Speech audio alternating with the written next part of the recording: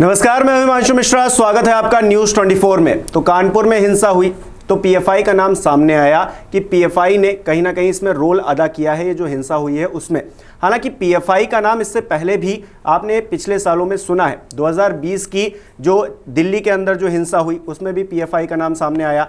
2019 में सीएए को लेकर जो प्रोटेस्ट हो रहे थे उसमें भी पीएफआई का नाम सामने आया था कि इनका योगदान है उसमें, और काफ़ी चर्चा हुई। उसके बाद उप मुख्यमंत्री केशव प्रसाद मौर्य हो, उन्होंने इस बात का जिक्र भी किया कि इस संगठन पर बैन लगना चाहिए। लेकिन अभी की स्थिति यह है कि अभी बैन नहीं लगा हुआ है। और बैन क्यों नहीं लगा है, हमारा सवाल यही है। और संजीव जी हमारे साथ जुड़े हुए हैं। संजीव जी, बहुत बहुत स्वागत है। संजीव जी, अगर दोषी है तो फिर कार्रवाई होनी चाहिए, ये बिल्कुल सीधी सी बात है। कई मामले ऐसे लगातार हुए हैं पिछले सालों में, और अब ये कानपुर वाली हिंसा जो हुई है उसको भी पीएफआई से जोड़कर देखा जा रहा है। तो कार्रवाई क्यों नहीं हो रही है, हमारा सवाल ये है। और जवाब भी आपके इसी प्रश्न में है कि अगर दोषी है पीएफआई, तो सवाल ये है कि हम कानपुर की हिंसा के बाद अधिकारियों को बोलते हुए सुन रहे हैं।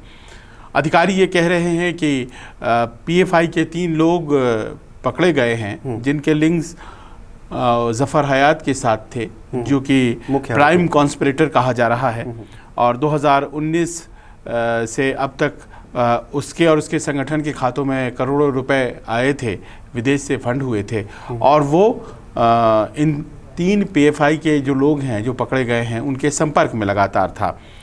अब कुछ इस तरह की जो कहानी है वो इसके पहले के वारदातों में जो हाल के दिनों में हिंदू मुस्लिम हिंसा हुई है उसमें भी कही गई थी। देखिए, अगर दोषी है तो बिल्कुल कार्रवाई होनी चाहिए, नहीं होने का कोई प्रश्न नहीं है। पर सवाल मुझे यही समझ नहीं आती कि पीएफआई कोई पहली दफ़ा नाम सामने आया हो, ऐसा तो नहीं है। बिल्कुल। पीएफआई, इसके अलावा ये भी समझ में बात आती है कि जब भी नाम सामने आया है तो वो हिंदू मुस्लिम दंगों से ही मुतल्लिक रहा है। तो फिर ऐसा क्या है कि पीएफआई के बारे में सारी जानकारियां घटना विशेष के बाद में पुलिस को लगती हैं और घटना के पहले नहीं लगती हैं? Intelligence failure. अगर मान लीजिए दोषी है तो फिर इंटेलिजेंस की फेलियर उन्हें बचा रही है, या फिर क्या पुलिस महकमे को एक ठीकरा फोड़ने का जरिया मिल गया है? दोनों स्थितियां जो हैं वो बहुत भयावह हैं। अगर पॉपुलर फ्रंट ऑफ इंडिया देश विरोधी गतिविधियों में संलिप्त है और वो देश विरोधी गतिविधियां उसकी केरल से लेकर के, जैसा कहा जाता है कि नॉर्थ ईस्ट तक हैं, तो फिर ऐसे संगठन और उससे जुड़े हुए लोगों का पकड़ा जाना, उन्हें दंडित होना, ये बहुत ज़रूरी है और इसकी मांग की जा रही है। लेकिन ये बार बार ये घटना विशेष के बाद पीएफआई का नाम सामने आना और फिर मामला ठंडा हो जाना, ये समझ में बात नहीं आती है। तो क्या पीएफआई एक सचमुच में एक ऐसा बॉडी है जो कि पुलिस की अक्षमता की वजह से, चाहे वो किसी भी राज्य की पुलिस हो, चाहे वो सेंट्रल एजेंसीज की अक्षमता की वजह से पूरे देश में फैल चुका है और उसने बहुत आसानी से घटनाओं को अंजाम देने का एक सिलसिला कायम कर लिया है, या फिर सिर्फ और सिर्फ उस पर ठीकरा फोड़ा जाना है? और अगर ठीकरा फोड़ा जा रहा है तो ये और भी भयावह है, क्योंकि असली कल्प्रिट फिर और कोई है। लेकिन अगर पीएफआई कल्प्रिट है तो जाहिर है हिमांशु, कार्रवाई होनी चाहिए। लेकिन कार्रवाई नहीं होने का आधार आपको क्या लगता है, आपको क्या नजर आता है कि कार्रवाई क्यों नहीं हो रही? भाई, हम सब चाहते हैं कि जो भी इस देश के अंदर अशांति फैलाए उस पर कार्रवाई होनी चाहिए। कानून है, व्यवस्था है, इतना बड़ा तंत्र है, बावजूद इसके हम हर बार नाम लेके क्यों छोड़ दे रहे हैं उन चीज़ों को? देखिए, एक सिलसिला है सिमी से जो शुरू होता है। 2006 में उस पर बैन लगा, उसके बाद इसे बी विंग कहा गया। जी हाँ, और ये student Islamic movement of India, ये बहुत पुराना एक संगठन था। 70 के दशक में अलीगढ़ में फॉर्म किया गया था, 1977 में। अब उसका बड़ा ही स्टेटेड ऑब्जेक्टिव था कि वो चाहता था कि यहाँ पर दर इस्लाम स्थापित किया जाए, और वो नहीं चाहता ये एक इस्लामिक स्टेट में कन्वर्ट हो जाए देश। तो ये सारी उसकी जो बातें थी वो संविधान के विपरीत थी। तो जाहिर है कि उसकी गतिविधियों के ऊपर, और ख़ास तौर पर उत्तर प्रदेश में वो था, मध्य प्रदेश में भी बहुत कुछ, तो धीरे धीरे वो बदनाम हुआ और उसे उसकी गतिविधियों की वजह से पकड़ा गया, संलिप्तता उसकी पाई गई और उसे बैन किया गया 2000 में। बाद में ब्रीफली 2008 में बैन उठा उसका, लेकिन तुरंत उस पर बैन लगा दिया गया। कहा यही जाता है कि सिमी का जो फैलाव था उत्तर भारत में था, और सिमी के तर्ज पर कई संगठन साउथ में भी, दक्षिण भारत में भी बन गए थे, जो कि राज्य विशेष में उसी विचारधारा के छुपकर काम करने वाले संगठन, कुछ दिग्भ्रमित मुस्लिम युवकों के संगठन बन गए थे। लेकिन सबसे बड़ा संगठन केरल में था नेशनल डेमोक्रेटिक फ्रंट, NDF। 2006 में उसने ये एक इनिशिएटिव लिया कि तमाम पूरे देश में जो फैले हुए संगठन हैं इस तरह के, उन सबों को एक किया जाए। अच्छा। और उनको एक करके बनाया गया popular front of India, PFI। और ये PFI का जो नेचर है, इसी से समझ में आती है कि इसका फैलाव पूरे देश में है, क्योंकि पूरे देश में जो तमाम छोटे छोटे संगठन थे जो सिमी की तर्ज पर अपने आप को ऑर्गेनाइज कर रहे थे, उनको एक कर दिया गया। अब देखिए यहाँ पर यह भी समझ में बात आई कि कॉन्स्टिट्यूशन जो उसका ड्राफ्ट हुआ उसमें कहीं भी वो अलगाववादी बातें नहीं करता है।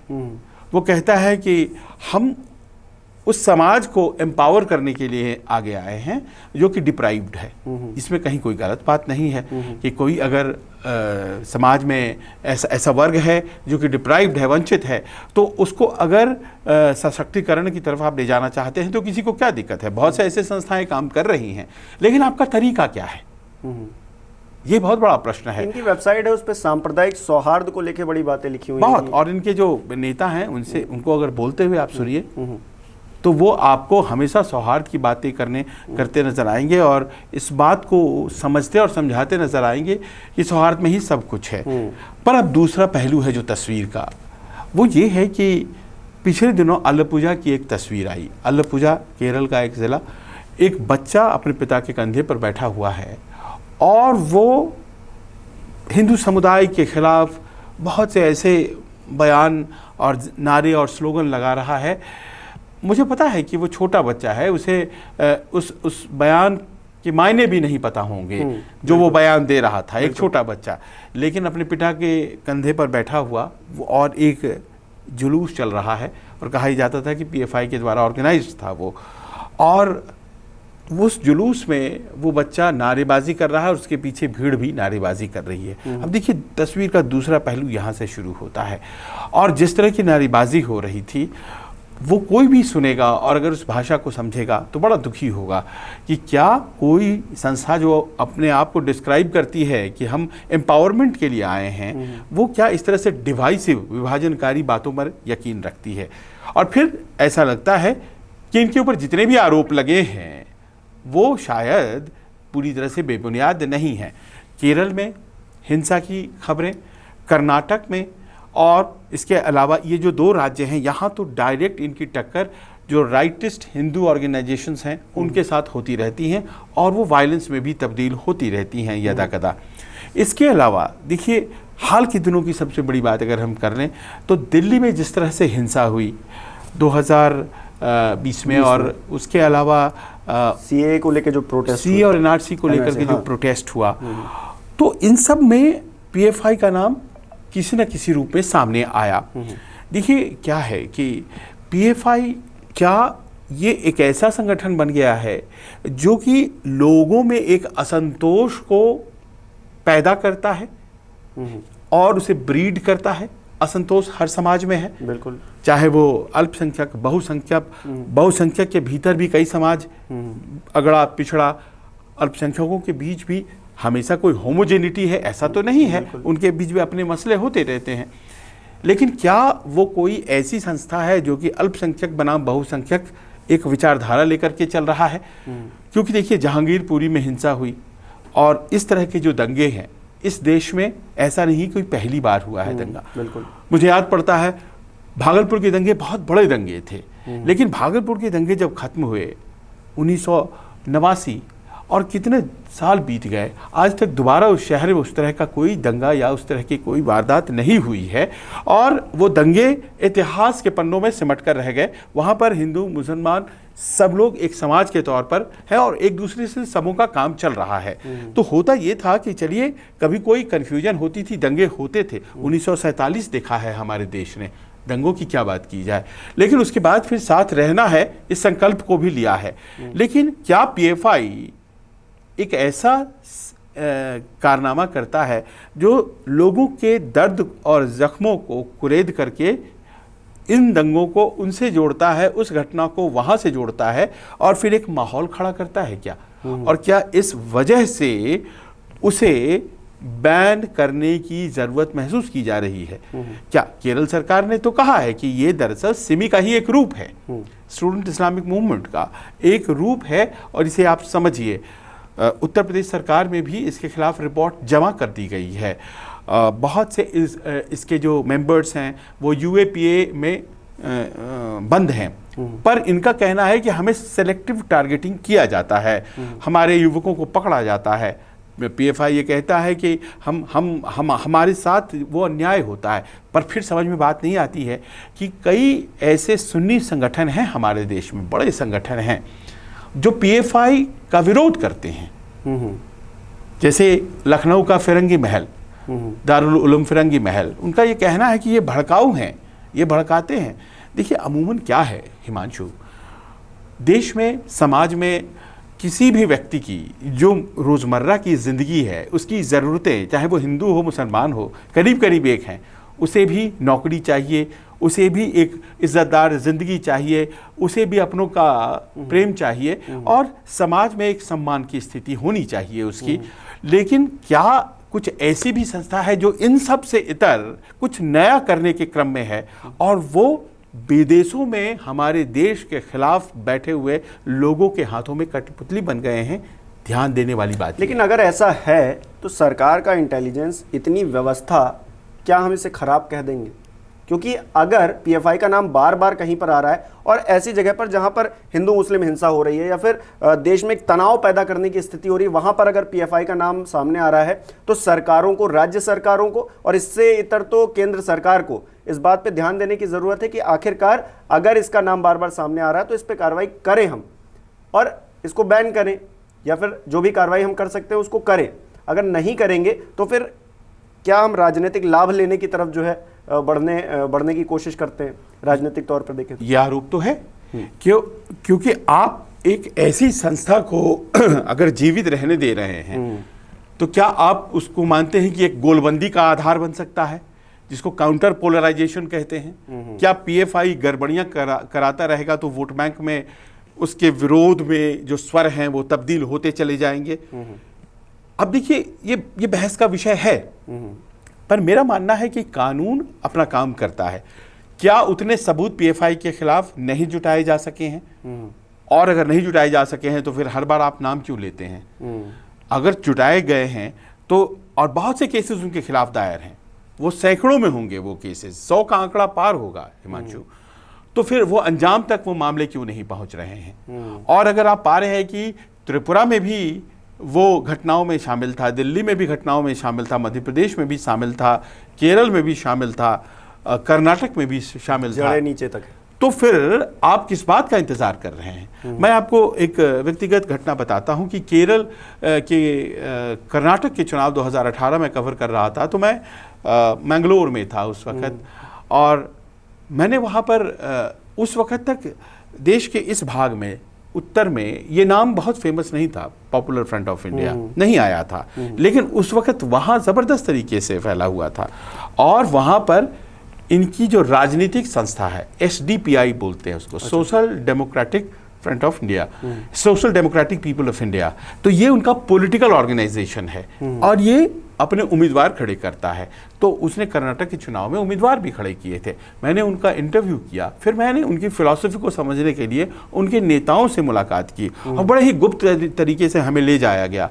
वहाँ उन्होंने बड़े सम्मान से बात भी किया और अच्छे से बात किया और अपनी जो मंशा है वो जाहिर की।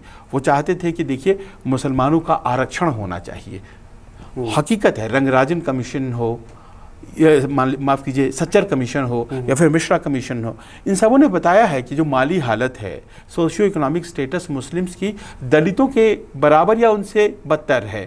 तो फिर ऐसी क्या स्थिति है, क्यों ऐसा है, उनको एजुकेशन क्यों नहीं है, अपॉर्चुनिटीज़ उनके पास क्यों नहीं है। ये बात हकीकत है। और ऐसा अगर है तो उन्हें मिलना क्यों नहीं चाहिए? बिल्कुल मिलना चाहिए। और इस देश की संसाधनों पर उनका उतना ही हक है जितना किसी हमारा और आपका है, किसी भी व्यक्ति का है। तो फिर उनको क्यों नहीं मिले? कमीशन दर कमीशन कहते रहे। तो उन्होंने बताया कि हमारी मंशाएं ये हैं। अब देखिए, एक ऐसा संगठन जो अपने बारे में ऐसे प्रचारित करना चाहता है और उस हिसाब से वो चुनाव लड़ना चाहता है, अचानक से हर जगह हिंसा, हर जगह ट्रेनिंग देना बॉम्ब्स की, और हर जगह उन मुश्किलों में अपने आप को पदार्पण कर जाना जहां पर उसकी कोई भूमिका नहीं है। हर बार वो ऐसा लगता है जैसे गाइड करता है, प्लान करता है। अब जैसे कानपुर में कहा जा रहा है कि जुमे की नमाज होती है और उसके बाद फिर दोनों तरफ से भीड़ निकल जाती है, और एक एरिया है कानपुर में, वो चंदेश्वर हाता, उसमें हिंदू समुदाय रहता है और आसपास सारे मुस्लिम समुदाय। अब ये एरिया हर बार कोई टेंशन होता है तो इस पर अटैक होता है, और वहाँ रहने वाले हिंदू समुदाय के लोग कहते हैं कि दरअसल ये चाहते हैं कि हम यहाँ से खाली करके चली जाएं, खाली कर दें और यहाँ पर इनको ज़मीन ये करोड़ों की है ये मिल जाए। देखिए, इसमें आर्थिक एंगल भी है। अब ये इस तरह की, और इसमें पीछे से पीएफआई की बात सामने आ जा रही है। अब समझ में बात नहीं आती है कि आपकी मंशा है क्या? मुस्लिम समाज को आज की तारीख में आरक्षण अगर नहीं भी चाहिए तो कम से कम उनको इस बात की तो ज़रूरत है ही कि उनकी शिक्षा हो, रोज़गार में उनको वो अवसर मिले। वो विलक्षण लोग हैं, यूपीएससी में पास करते हैं, आईआईटी पास करते हैं, तो ज़्यादा लड़के क्यों नहीं आ सकते हैं? उस तरह की व्यवस्था क्यों नहीं हो सकती है? और इस तरह के लिए अगर संगठन बना है तो ठीक है, लेकिन आप जहांगीरपुरी में, दिल्ली में, शाहीन बाग में, कानपुर में, त्रिपुरा में, केरल में, अलपुजा में, कर्नाटक में, मध्य प्रदेश में, हर जगह कोई दंगा हो रहा है और उस वक्त पीएफआई का नाम आ जा रहा है। तो ये तो अपनी गिरेबान में झांकने की भी ज़रूरत है। और अगर जैसा कि आप कह रहे हैं कि सरकार हर बार नाम ले लेती है, पुलिस के अधिकारी हर बार नाम ले लेते हैं और चैप्टर क्लोज कर देते हैं, ठीकरा पीएफआई पर फोड़ देते हैं, ये बिल्कुल अनुचित है। अगर गलत है तो आप कार्य करिए, और हर बार पीएफआई बोल करके ये बच जाने का जो सिलसिला है, ये तो अपने आप में और भी ज़्यादा खतरनाक है। बिल्कुल।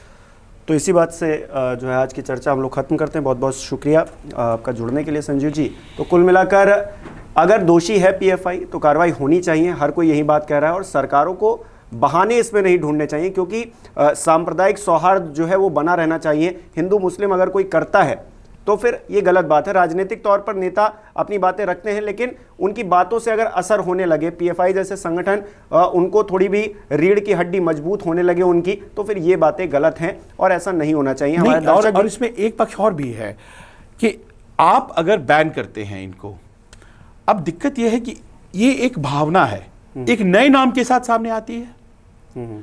जैसा कि हम लोगों ने कहा नेशनल डेमोक्रेटिक फ्रंट 2006 में, तो फिर नेशनल डेमोक्रेटिक फ्रंट है ये है, और उसके बाद फिर कोई और फ्रंट उसके पहले से भी।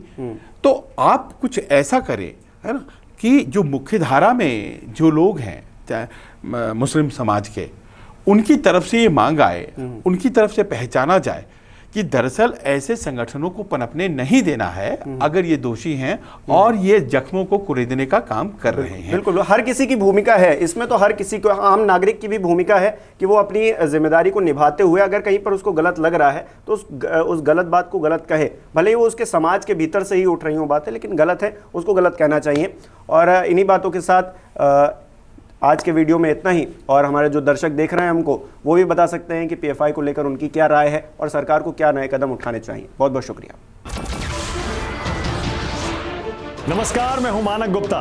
अगर आपको हमारा ये वीडियो पसंद आया हो तो इसे लाइक और शेयर जरूर करें, और हाँ, हमें सब्सक्राइब और फॉलो करना ना भूलें ताकि आप देश और दुनिया की कोई खबर मिस ना करें। तो जुड़े रहिए हमारे साथ और देखते रहिए न्यूज़ 24।